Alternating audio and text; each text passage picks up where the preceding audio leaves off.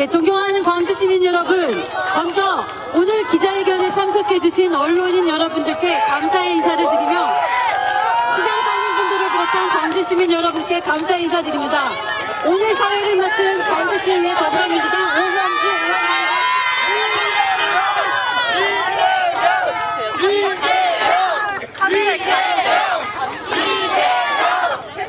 예, 지금부터 이재명 당대표님의 광주 현장 기자회견을 시작하겠습니다.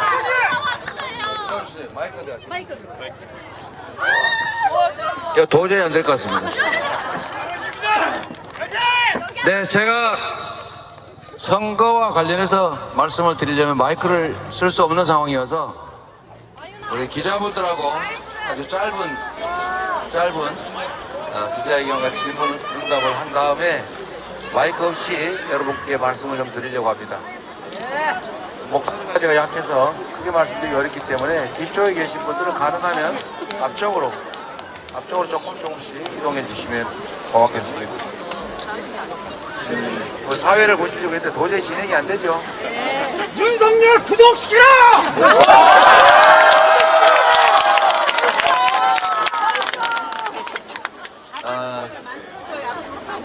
우리 언론인 여러분도 많이 오시진 않았는데 그냥 간단하게 한두 말씀만 드리도록 하겠습니다. 질문은 준비하시고요.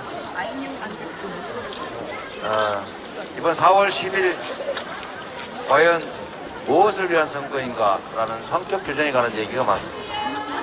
분명한 것은 잠깐만 우리 공개된 장소이긴 하지만 우리 기자 여러분과 제가 잠깐 대화하는 거니까 귀 기울여 주시고 안 들려도 할 수 없으니까 이해 좀 부탁드립니다. 자, 이번 선거는 우리 민주당 입장에서는 지난 2년간의 폭정, 퇴행 그리고 이 무능과 국가 실정에 대해서 책임을 묻는 심판선거다 이렇게 규정합니다. 보름시기 정치는 국민의 더 나은 삶을 위해서 더 나은 국가의 미래를 위해서 공부해야 됩니다. 그런데 윤석열 정권은 지난 2년 동안 정말 2년도 되지 않은 이 짧은 시간 동안에 모두가 상상하는 것 이상의 퇴행, 실패를 만들어냈습니다. 정말로 살기 어렵다, 고통스럽다, 이렇게는 못 견디겠다라는 목소리가 온 동네에 퍼져 있습니다. 과연 내일은 오늘보다 더 나을까라는 생각을 많은 분들이 하십니다. 그런데 정부는, 국가는 국민들의 삶에 대해 책임감을 느끼지 않습니다. 아니, 책임감은 그냥 관심 자체가 없어 보입니다. 이런 정권에 대해서는 국민이 매서운 회초리를 들어서 문책해야 된다. 그래야 정신을 차린다라는 게 우리 민주당의 생각입니다. 이번 4월 10일 선거는 민주당과 국민의힘 대결이 아닙니다. 이번 4월 10일 선거는 국민과 국민을 무시하고 업신여기는 국민의힘과의 대결입니다. 민주당이 승리해야 하는 선거가 아니라 국민이 승리해야 되는 선거고 반드시 국민이 승리하는 선거가 될 것이다 이렇게 생각합니다.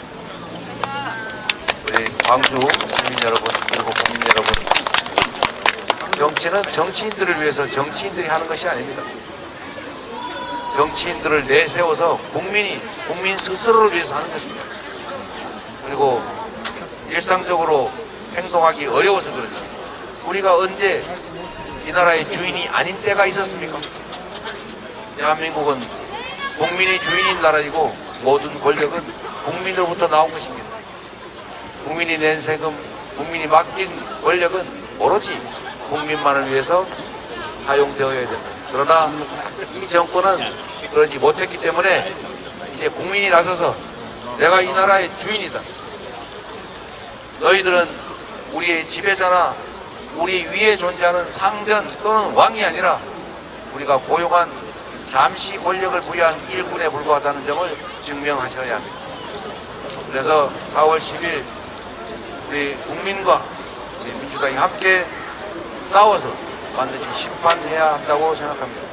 우리 민주당은 민주당이 이기기 위해서가 아니라 국민이 승리하는데 훌륭한 도구가 되기 위해서 최선을 다하겠다는 말씀을 드립니다. 고맙습니다.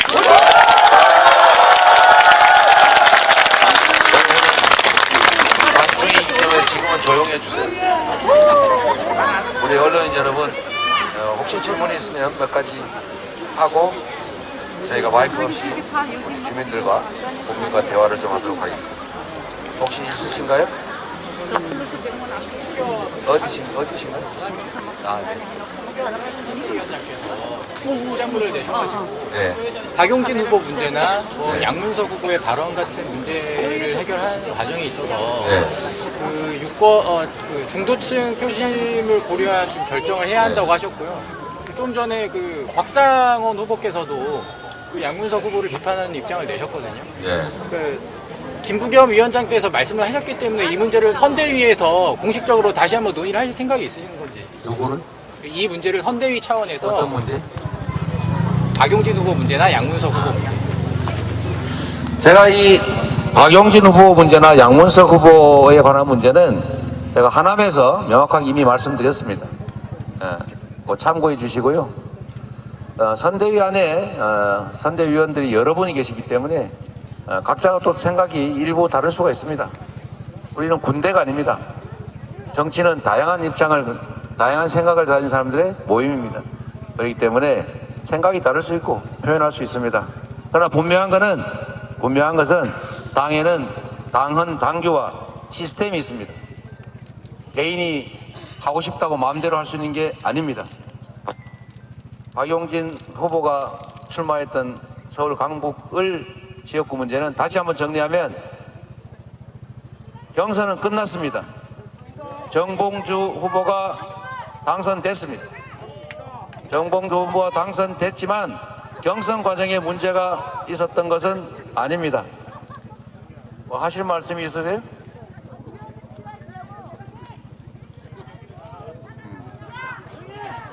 네, 좀 조용히 해주세요. 네, 조용히 좀 해주세요. 자, 우리는 저렇게 품격 없이 남의 행사를 방해하지는 않죠? 네, 우리는 상식과 양식을 가진 사람들이고 이 사회가 상식, 도덕, 그리고 품격이 정말 넘쳐나는 그런 사회가 되기를 바라지 않습니까? 네, 우리는 저렇게 남의 행사를 방해하거나 괜히 소리 지르고 이런 거 하지 않죠? 마저 말씀을 드리도록 하겠습니다. 자, 경선은 끝났고 경선 과정에 문제는 없었습니다. 그래서 정봉주 후보가 당선이 됐습니다. 그리고 다만 그 당선된 후보에게 국민의 눈높이에서 받아들이기 어려운 점들이 있고 또 근자에 생겨난 새로운 문제들이 있기 때문에 계속 후보로 유지하는 것이 당의 입장이나 또 저 개인적인 우리 지도부의 입장에서는 안타깝고 힘들긴 하지만 국민들의 눈높이, 국민의 요구에 맞춰서 정말 살점을 뜯어내는 심정으로 후보 자격을 박탈했다라는 말씀을 드립니다. 그러면 그 다음 문제는 어떻게 되느냐 생각을 한번 해보시면 이거는 무슨 기록 경기를 하는 것이 아닙니다. 1위 후보가 없으면 2위 후보가 1위 되는 게 아닙니다. 선거에는 승자와 패자가 있을 뿐입니다. 당선 무효, 선거법 위반 판결 났다고 2등한 사람이 당선되는 거 아닙니다. 상식 아닙니까? 이미 승자는 결정이 났고 그 승자에게 문제가 있어서 후보를 박탈하면 새롭게 후보를 정해야 합니다. 그리고 물론 정하는 방법은 차점자를 전략 공천할 수도 있고 제3자를 전략 공천할 수도 있고 원칙에 따라서 후보들을 다시 공모해서 제한하지 않고 박용진 후보도 참여하고 다른 후보들도 참여하고 그래서 경선에서 또 정하면 되지 않습니까? 그렇게 하기로 했습니다. 그게 공정하지 않습니까? 그게 당헌 당규에 맞지 않습니까? 그게 시스템 공천 아닙니까? 그렇게 하기로 했습니다. 뭐 그렇게 하는 게 잠깐만 여러분한테 드리는 말씀이 아니니까. 자, 그렇게 했는데 이 점에 대해서 뭐 맞듣지 않거나 미흡하다고 생각하는 분들이 계실 수 있죠. 또 그 의견 낼 수 있죠. 민주주의 사회 아닙니까? 네. 그러나 결정은 최고위원회가 하는 것입니다. 당은 당규에서 주어진 권한을 정말로 상식과 국민의 눈높이에 맞게 행사했고, 차점자를 전략 공천하지도 제3자를 전략 공천하지도 않고 모두에게 문호를 개방해서 당은 당규 시스템에 따라서 경쟁을 거쳐서 후보를 정하기로 했으니 우리 수용해 주시면 좋겠다, 이 말씀을 드립니다. 또 한 가지는 양문석 후보 얘기인데, 제가 오면서 지금 곽상은 후보하고도 통화를 했습니다. 통화를 해서 제가 이런 말씀을 드렸습니다. 제가 아는 노무현 대통령은 자신을 왕이나 지배자로 여기지 않았다. 국민에게 봉사하는 충직한 대리인, 일꾼이라고 생각하셨다. 그리고 본인도 살아생전에 이렇게 말씀하셨습니다. 국민이 대통령 욕할 수 있다. 욕하는 건 국민의 권리다. 얼마든지 하셔라, 이렇게 말씀하시지 않았습니까? 저한테도 욕하는 사람 많습니다. 우리 당내에서도 정말 사람으로서 표현할 수 없는 표현으로 저를 모욕하고 조롱하고 많습니다. 그러나 저는 그거 다 제가 수용해야 된다고 생각합니다. 제가 다 뭐라 그러지 않았어요. 아, 그러셔요. 욕하는 것도 자유입니다. 단 국민이 평가할 것입니다. 맞지 않습니까? 다만 정치인의 발언 중에 문제되는 건 있습니다.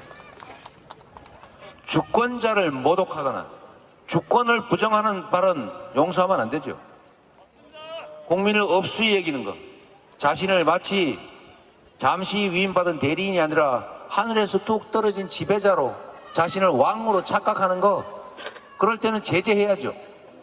그럴 때는 제재해야 된다. 또 한 가지, 용서할 수 없는 행위들을 할 때가 있습니다. 우리가 받아들이기 어려운 거, 예를 들면 사회적 약자, 장애인 등등을 비하한다든지 또는 국민을 폄훼한다든지, 대한민국의 국민으로서 해서는 안 될 말, 해서는 안 될 생각을 하는 사람들, 예를 들면 이토 히로부미는 훌륭한 인재다, 이런 소리 하는 정치인 자격이 없죠. 정말로 정의에 어긋나는 생각을 하는 사람들, 국민들을 이 작은 권력욕 때문에 자기 한번 권력 누리고 살아보겠다는 그 욕망 하나로 그 수없이 수백 명의 사람들을 총칼로 죽인 사람들, 광주 5.18 민주화 운동을 턱도 없이 북한군이 무슨 어쩌고 개입을 해서 그랬다는 폭동이라는 둥, 이런 소리 하는 사람, 이건 민주공화국 대한민국 국민으로서 자격이 없는 사람들이죠. 이럴 때는 책임을 묻는 것입니다. 그러나 대리인끼리, 정치인끼리 입장이 달라서 비난하고 비판하고 표현이 좀 과하면 그거 표현의 자유로, 정치적 자유로 용인해야 그게 제대로 된 나라 아닙니까? 맞습니다. 이재명한테 저 나쁜 놈 어쩌고 저쩌고 해도 아니 욕할 수 있는 거 아닙니까? 주인에게 욕을 하면 안 되지만 대리인끼리는 경쟁하는 과정에서 네가 더 나빠 라고 말할 수 있는 것 아닙니까? 그 경쟁, 대리인끼리의 경쟁은 결국 국민이 판단하시면 됩니다. 자기 입으로 말한 거에 대해서 자기가 인격적인 책임을 지면 됩니다. 임금님 귀는 당나귀 귀라고 얘기도 하지 않습니까? 왕이 지배하는 시대에도 그 소위 뭔 편입니까? 공연단들이 다니면서 왕 흉보고 풍자하고 그랬잖아요. 왕조 시대에도 그런 거 잡아가지 않았어요. 네, 맞습니다. 응? 대통령, 국회의원, 당대표한테 욕 좀 하면 안 됩니까?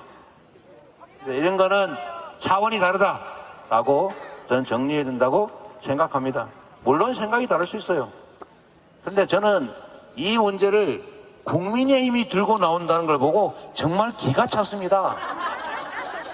세상 사람 다 욕할 수 있는데 국민의힘은 욕할 수 없는 겁니다. 노무현 대통령 조롱 비하 진짜 많이 한 그 사람들이 누굽니까? 환생경제 들어보셨어요? 기억하시는 분 계십니까? 노무현 대통령을 인간 취급했습니까? 어찌 그래 놓고는 그 양문석 위원장이 칼럼에 쓴 글자 그걸 가지고 비난을 합니까? 이렇게 뻔뻔한 사람들 봤습니까? 이거 인간이 할 짓입니까? 내가 인간이 할 짓이냐 이거 한다고 또 막말했다 그럴지 모르겠어요. 저는 이 국민의힘의 이 이중잣대, 이 뻔뻔함, 이 파렴치함, 이 적반하장 정말 이해도 안 되고 용납이 안 됩니다, 여러분. 저는 정말 가끔씩은 정신세계에 조금 문제가 있나? 라는 생각이 있어요. 오죽하면 제가 이러겠습니까? 노무현 대통령에 대한 그 양문석 후보의 표현, 언론에 다 나와 있잖아요. 물론 과하지요.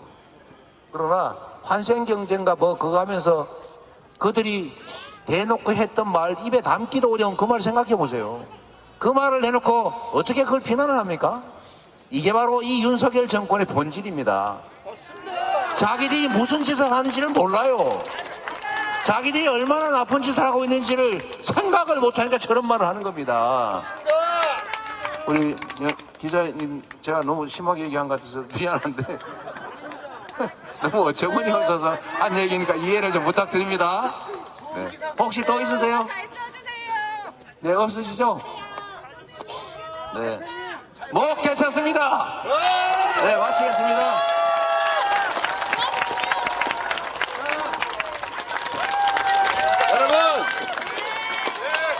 여러분,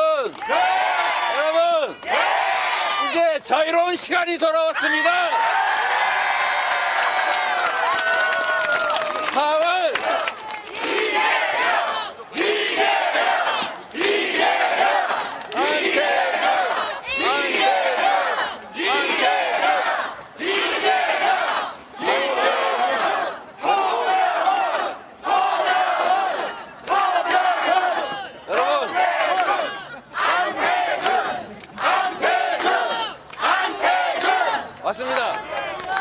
맞습니다, 여러분. 잘생겼다. 여기는 이재명 후보는 없습니다.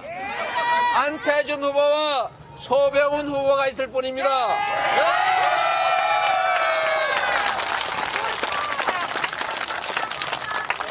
여러분, 훌륭한 후보들 아닙니까? 아니 무슨 5.18 폄하 발언을 합니까? 아니면은 일제를 찬양하기를 합니까? 무슨 돈 봉투를 뒷주머니에 받기를 합니까? 그리고 권력을 부여했더니 그걸로 자기 개인 배 채우고 자기 땅 집 근처로 도로 노선 바꾸고 이런 거 안 하지 않습니까? 국민이 야단치면 네라고 수긍하고 국민이 원하는 바를 따라 행동하기 위해서 노력하지 않습니까? 누구처럼 국민이 언제나 옳다라고 말하면서 국민이 원하는 특검 다 거부하고 주가 조작 특검도 거부하고 특검을 거부하는 자가 범인이라고 노래를 부르더니 막상 특검 대장동 특검하자니까 거부권 행사까지 해가면서 막는 사람 아니지 않습니까? 훌륭한 후보지요.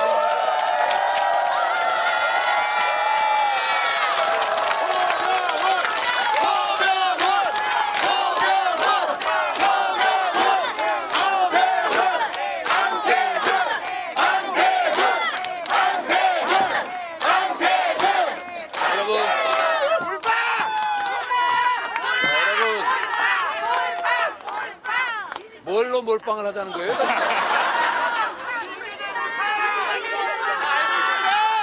자, 여러분, 4월 10일에 이 윤석열 정권의 야만스러운 행태, 폭망시킨 경제, 파탄시킨 민생, 그리고 위기를 불러온 전쟁이 내일 나도 이상할 게 없는 상황으로 만든 평화 안보 위기, 확실하게 심판할 준비 되셨습니까? 심판해야지요. 국민이 그야말로 당신들이 생각하는 것처럼 어리석고 가짜뉴스 몇 개 뿌리면은 막 휘둘리는 그런 존재가 아니라는 것을 이번 4월 10일에 확실하게 보여줄 자신 있으시죠? 하다못해 강아지도 잘못하면 훈계해야 되지 않습니까?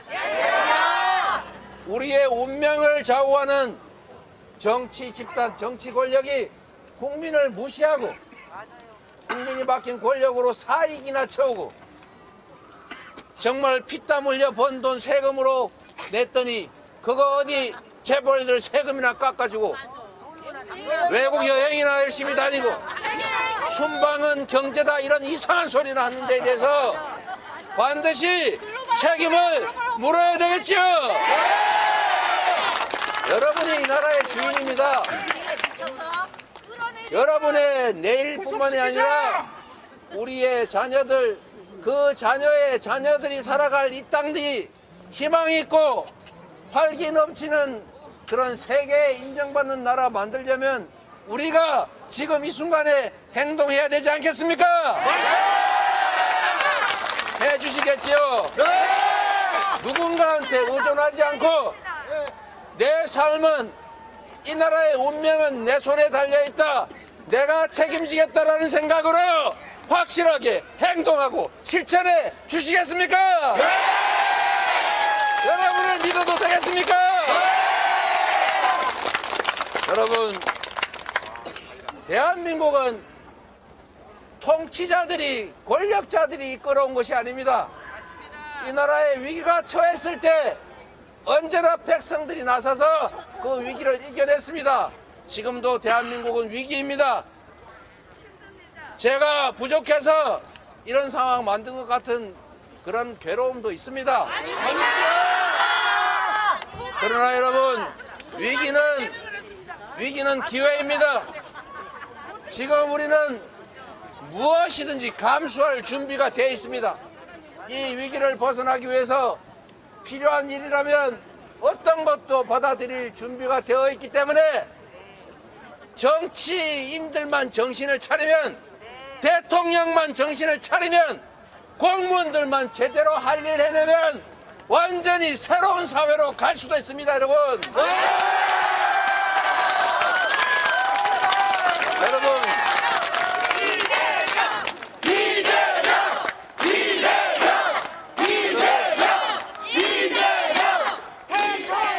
먹고 살기 어렵죠? 취직하기도 어렵죠? 물가는 올라서 쓸 돈이 부족하죠? 그래서 가게 문 닫고 싶잖아요. 대출금은 이자가 올라가지고 한 달에 50만 원 내던 게 150만 원 됐어요. 월급은 똑같고 물가는 오르는데 내야 될 월세도 오르고 원리금 점점 늘어납니다. 어떻게 살아요? 정말 힘들지 않습니까? 이럴 때 정부가 필요한 것입니다. 이럴 때 국가가 필요한 것입니다. 어려울 때일수록 여유 있는 사람들이 좀 더 힘을 내고 힘들고 어려운 사람들을 부축해서 함께 이 위기를 이겨내는 것 자체가 당연히 해야 될 우리 공동체의 기본적 원리일 뿐만 아니라 이렇게 해야 경제가 살아납니다, 여러분. 여러분, 경제 살리는 거 어렵지 않습니다. 경제가 뭡니까? 지금은 정말로 어려울지라도 앞으로 상황이 좋아질 수 있다는 믿음이 생기면 외상으로라도 투자를 하는 것 아닙니까? 돈이 없지만 돈이 팽팽 많이 돌면은 경기가 활성화돼요. 그런데 돈이 많으면 뭐합니까? 돈이 1조 원이 있어도 재벌들 창고에, 재벌들 통장에 차곡차곡 쌓이면 그냥 그걸로 끝이에요. 그런데 천억이라도 우리 국민들 주머니에 지역화폐 형태로 저번에 재난지원금처럼 지원하면 그 돈 동네 골목에서 쓸 것이고, 동네 골목에 쓰면 우리 저기 리첸시아 헤어커트 돈 벌 거 아닙니까? 그러면 리첸시아 헤어컷 원장님이 그거 혼자 먹고 은행에다 그냥 집어넣고 말겠어요? 아니요. 이때까지 못 줬던 외상값도 갚고, 그리고 막걸리도 한 잔 먹고 호프집도 가고, 맞아요. 슈퍼에 장도 보고 할 것 아닙니까? 그러면 슈퍼 주인도 돈 벌면 매출 올리면 막걸리 한 잔 먹는 거고 애들한테 용돈 줘서 아이들은 문방구 가서 물건도 좀 사고 그래서 돈이 막 돌면은 1,000억이 2,000억 되고 그게 5바퀴 돌면 1조 원 되는 겁니다, 여러분. 이 간단한 원리를 이해를 못해요. 경제는 심리인 것입니다. 경제는 순환인 거예요. 부자가 초부자가 아무리 많이 가져도 그 사회의 경제 총량은 늘어날지 몰라도 그건 죽은 경제입니다. 총량은 작아도 모든 구성원들이 조금씩 나눠서 많이 돌리면 살아있는 경제인 거예요. 맞습니다. 그래서 지금 먹고 살기 어렵고 경제 어렵다고 하니까 이렇게 만든 원인을 생각해 봐야 될 것 아닙니까? 왜 멀쩡히 있는 중국, 러시아 찝쩍거려 가지고 안 건드려 가지고 적대화해 가지고 서로 무역 줄어들어서 최대 흑자국 중국이 최대 적자가 되어버렸지 않습니까? 이게 대체 뭐 하는 짓입니까? 아니 대만하고 중국하고 아니 대만 해협에서 뭔 얘기를 하든 간에 아 우리는 국제 질서를 존중합니다 이 한마디 하고 가만히 있으면 될 거를 왜 찝쩍거려 가지고 아무 이득 없이 대체 뭘 하는 겁니까? 외교의 제1 목표는 폼을 잡고 그냥 큰 소리 뻥뻥 쳐가 폼 잡는 게 아니고 국익을 지키는 거예요. 국민의 이익, 나라 이익을 지키는 게 목표인 것입니다.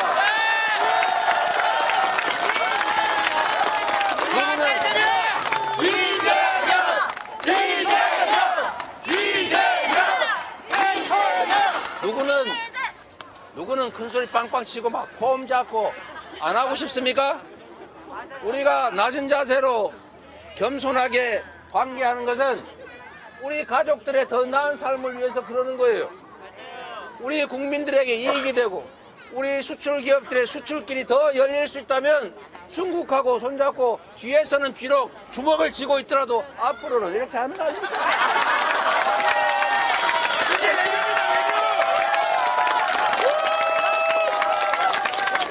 여러분 그래서 외교적 언사라는 말도 있는 겁니다. 시켜서 그런 건 몰라요.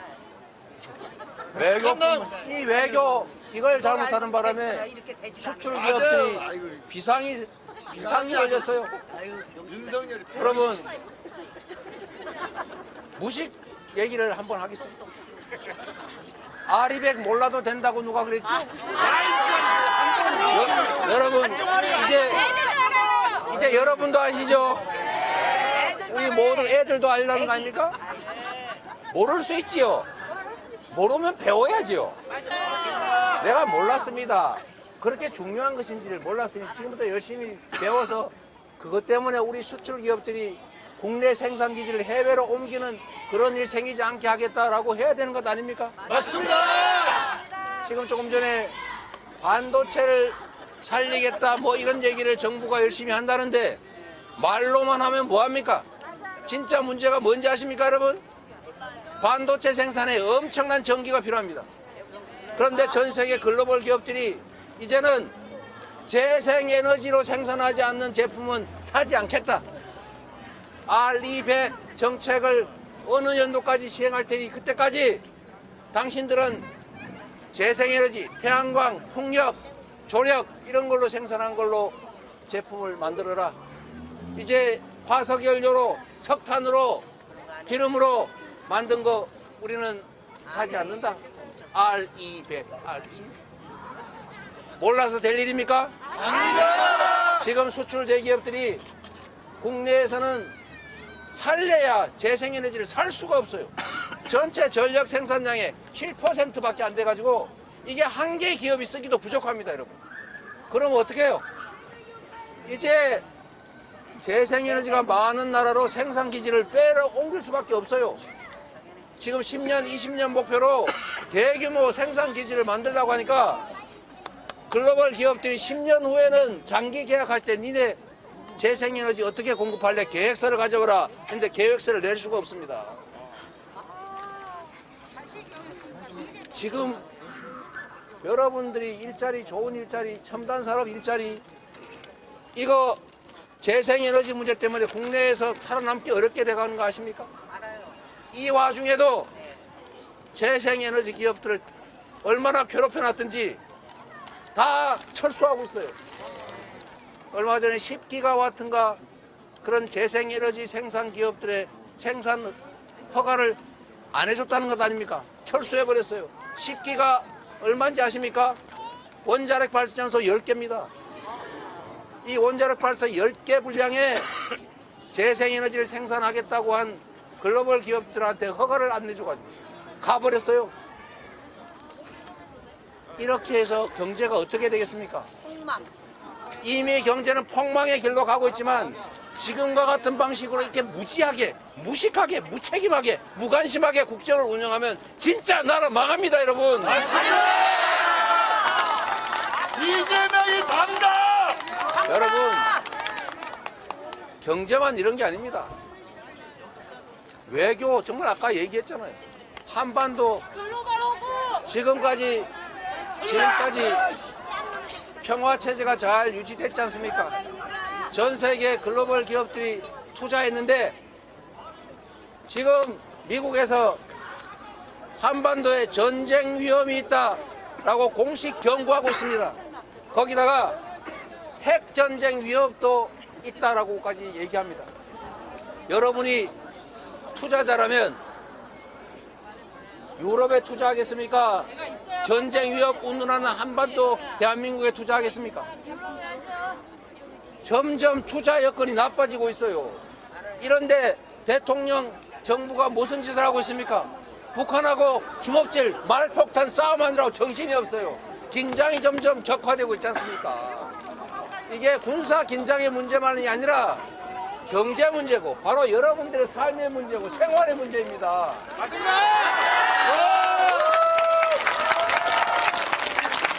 전쟁이냐 평화냐, 이기는 전쟁 뭐가 그리 좋습니까, 여러분? 전쟁에서 이기면 좋습니까? 다 파괴되고 대량으로 살상나오고 난 다음에 살아남은 사람이 더 많은 쪽이 이기는 건데 그렇게 되면 좋습니까, 여러분? 진짜 안보는 싸우지 않고 이기는 것이고 더 좋은 최상의 안보는 싸울 필요가 없는 평화인 것입니다, 여러분. 그래서 아무리 비싼 평화도 승전 전쟁에서 이기는 것보다 나은 것입니다, 여러분. 그런데 왜 자꾸 긴장 격화를 시킵니까? 확률이 1억만 분의 1이라 할지라도 전쟁의 위험은, 충돌의 위험은 낮춰야 하는 것입니다. 그러려고 맨날 우리 청년들 수십만 명씩 그 젊은 시절을 군대에 가지 않습니까? 국가가 국민의 삶을 책임지겠다는 생각을 가져야 합니다. 국가가, 정부가, 대통령이 우리로 인해서 이 나라의 운명이 결정된다, 이 5천만 국민들의 삶이 통째로 결정된다는 그 큰 사명감으로 임해야 하는 것입니다. 제가 그런 말씀 드렸을 때 있을 겁니다. 도지사의 한 시간은 1,400만 시간의 가치가 있다. 술 먹을 시간이 어디 있습니까? 맞습니다! 제가 성남시장을 할 때 시장의 한 시간은 100만 시간의 가치가 있다고 실제로 생각했습니다. 그래서 정말 권한이라고는 요만큼밖에 안 되지만 그 짧은 시간에 성남을 여러분들이 부러워하는 정말 대한민국의 최고의 도시를 만들지 않았습니까? 정말로 짧은 시간에. 경기도도 마찬가지입니다, 여러분. 계속 도지사 할 걸 그랬어요. 이럴 줄 알았습니다.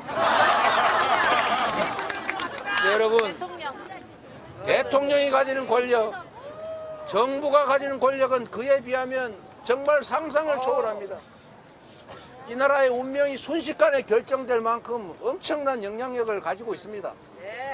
그래서 정말 한순간도 낭비하지 말고 순간순간을 쪼개서 온 신경을 집중해서 모든 역량을 총동원해서 만약에 이 나라를 이끌어가면 이 나라 얼마나 좋아지겠어요.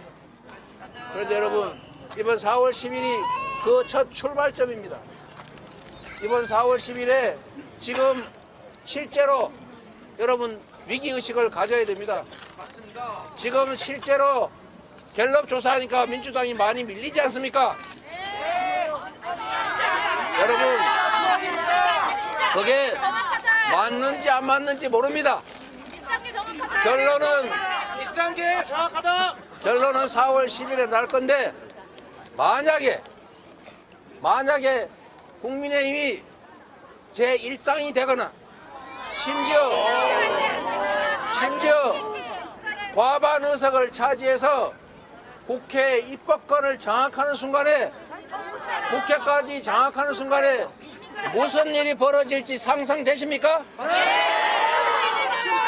지금 행정 권력만 가지고도 2년도 안 된 이 짧은 시간에 전 세계가 주목할 만큼 놀랄 논자로 눈이 휘둥그레질 만큼 나라를 망쳤는데 국회 입법권까지 장악하면 법과 제도 통째로 다 뜯어고쳐가지고 회복 불능의 길로 갈 겁니다.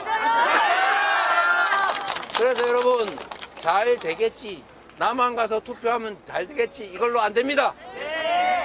정말로 온 나라에 아는 사람 다 뒤지고 카톡 할 수 있으면 총력을 다해서 하고 기사 한번 볼 때 좋아요로 한번 누르고 정말 저 담벼락에다가 대고 고함치는 김대중 대통령이 말하는 행동하지 않는 양심은 악의 편이다 라는 생각으로 좋아요라도 누르고 댓글이라도 써야 합니다. 여러분 입구 하나로 갑니다. 여러분 한 명 한 명이 투표하는 것도 중요하지만 이 두 분이 광주에서 이기는 것도 중요하지만 진짜 중요한 것은 전체 선거에서 우리 국민들이 이겨야 합니다. 아까 말씀드린 것처럼 국민의힘이 다수 의석이 되는 순간 이 나라는 희망이 사라질 거예요. 지금 국회에서 그나마 막고 있으니까 이러지. 지금 여당 비대위원장이 한 말 있지 않습니까? 우리 자기들이 이기면은 국정원법 고쳐가지고 대공수사를 다시 국정원이 하게 하겠다지 않습니까? 그것만 하겠습니까? 아니야. 경찰이 수사하면 되지. 왜 이미 넘겨온 거 다시 복구시켜가지고 몰래 밀실에서 뭐 해보겠다는 것입니까, 여러분? 민주주의가 후퇴한다는 것입니다. 지금까지 망가진 건 1도 아닐 정도로 완전히 망가질 거다. 정말로 경각심 가지고 이거는 우리의 운명과 여러분 스스로의 삶이 달려있다고 생각하고 본인의 투표뿐만 아니라 온 동네를 설득해서 반드시 전국에서 이겨야 합니다, 여러분.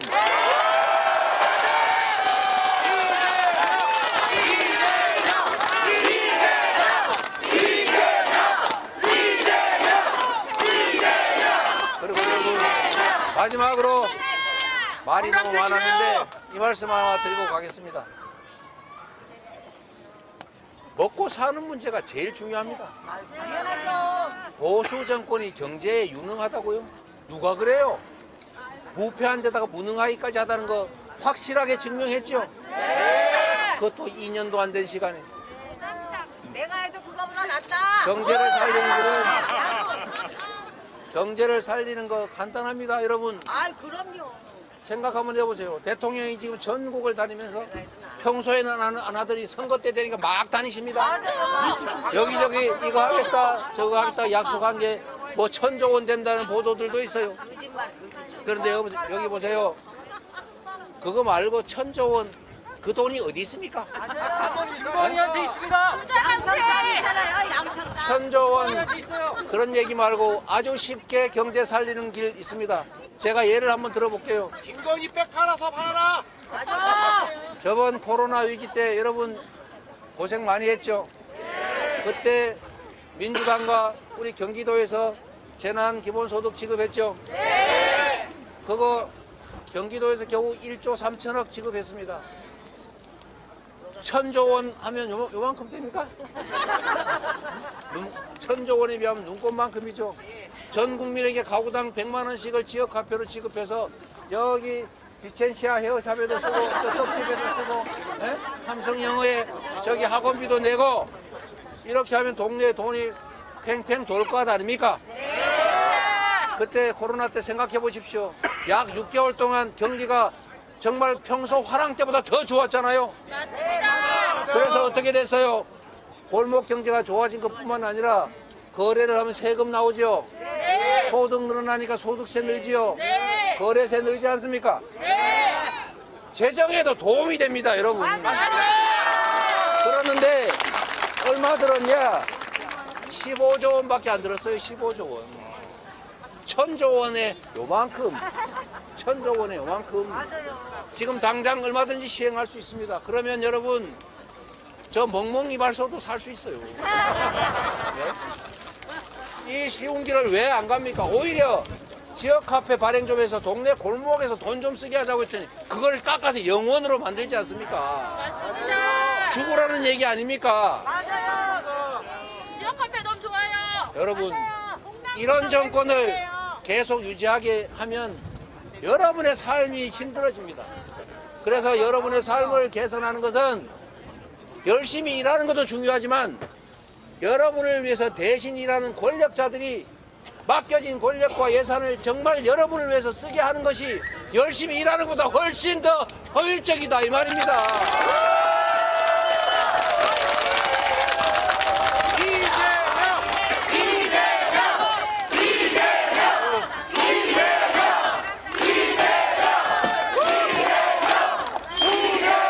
제가 너무 얘기를 많이 해서 이 두 분이 말씀하실 시간이 없기 때문에 우리 소병훈 의원은 정말로 열심히 일하시는, 그리고 제가 정말로 힘들어 추진하는 기본사회, 기본소득을 열심히 연구하는 우리 소병훈 의원님의 말씀 한번 들어보겠습니다.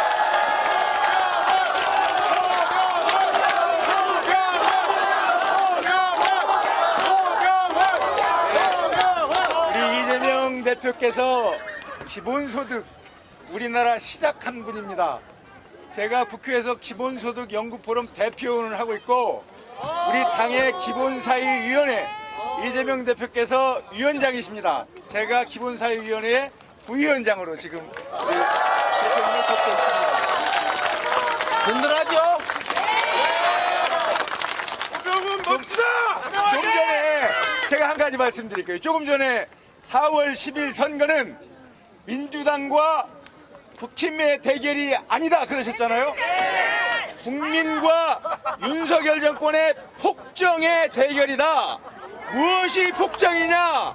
방금 말씀하시지만 민생 파탄 누가 만들었습니까? 경제 폭망 누가 했습니까?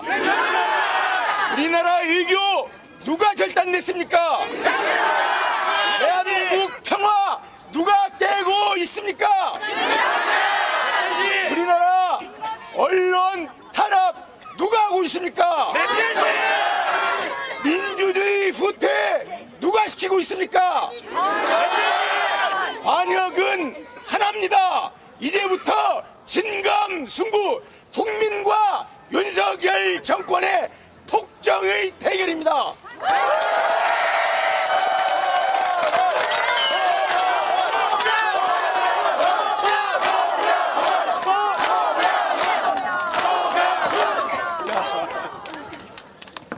안태준.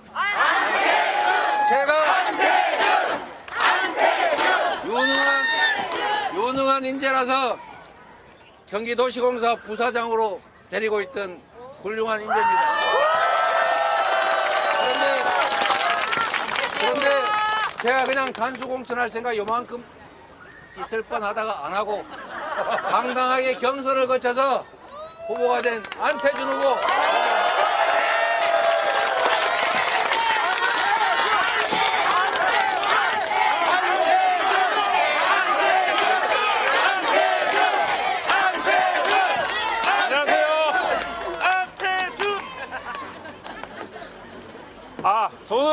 오늘은 저를 이렇게 소개시켜드리겠습니다. 저는 이재명 당대표 특보 안태준입니다.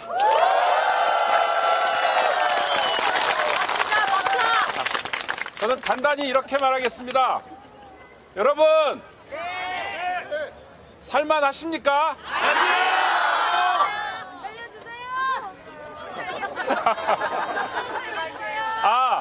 그러면 여러분 그 2년이 너무 기셨죠? 다음 3년을 어떻게 할까요? 기다려야 됩니다. 못 기다리시죠? 그러면 어떻게 할까요?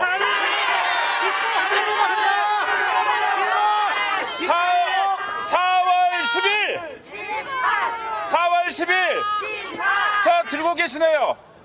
들어보세요. 4월 10일 몰빵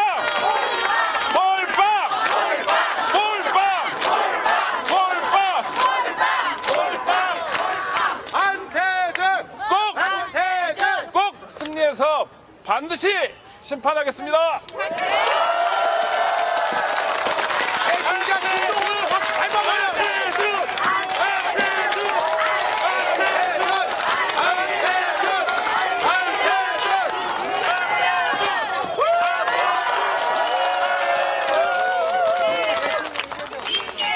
네, 여러분 이제 저는 우리 지역구에 인사드리러 갑니다. 대양이요. 계양으로 갑니다. 계양으로. 같이 가요. 여러분, 건강하세요. 여러분, 목 관리 잘하세요. 네. 정말 간절하게 부탁드립니다. 정말 잘해주세요. 제가 또는 이 두 후보가 민주당이 이기는 거 중요합니다. 우리 입장에서는. 그러나 저는 정말로 걱정이 있습니다. 정말로 입법권까지 그들이 장악하면 무슨 일이 벌어질까? 유시민 작가가 그렇게 얘기합니다. 똑같이 얘기합니다. 무섭다. 정말로 무슨 일이 벌어질지 모르겠다. 우리가 최선을 다하지만 후보들이 최선을 다하는 것과 별도로 결국 결정은 국민이 하지 않습니까? 여러분 스스로가 하지 않습니까? 여러분께서 정말 힘들더라도 참 염치 없긴 합니다만 4월 10일까지 총력을 좀 다해 주십시오. 경기도 광주뿐만이 아니라 무너져가는 대한민국을 다시 세워야 합니다. 정말 다시 세워야 합니다. 이렇게 가면 브라질 망하는 거 다 그 길을 가고 있지 않습니까? 제가 저번 대선 때 그렇게 얘기 드렸어요. 혹여 대한민국이 부패한 사법 권력이 지배해서 완전히 망해버린, 그러나 지금은 룰라 덕에 다시 또 회생하고 있는, 그러나 그때 당시로서는 정말 암흑의 브라질처럼 변할지도 모르겠다. 망해버린 표현은 취소합니다. 전 세계 7위 경제 강국으로 우뚝 서다가 갑자기 사라져 버렸어요. 우리도 그 길을 가고 있지 않나 걱정이 됩니다. 어떻게 2년 만에 이럴 수가 있어요. 그래서 지금 멈춰 세워야 합니다. 지금 반드시 4월 10일에 멈춰 세워야 합니다. 그리고 멈춰 세운 그 기반 위에 우리가 희망의 길을 다시 열어갑시다. 절망하고 좌절하지 말고 포기하지 말고 방관 외면하지도 말고 우리의 운명을 우리 스스로 열어간다는 생각으로, 우리 다음 자녀들한테 물려줄 것은 재산이나 직업이나 지위가 아니라 공평하고 희망이 있는 사회라는 사실을 우리가 기억합시다. 잘 부탁드립니다.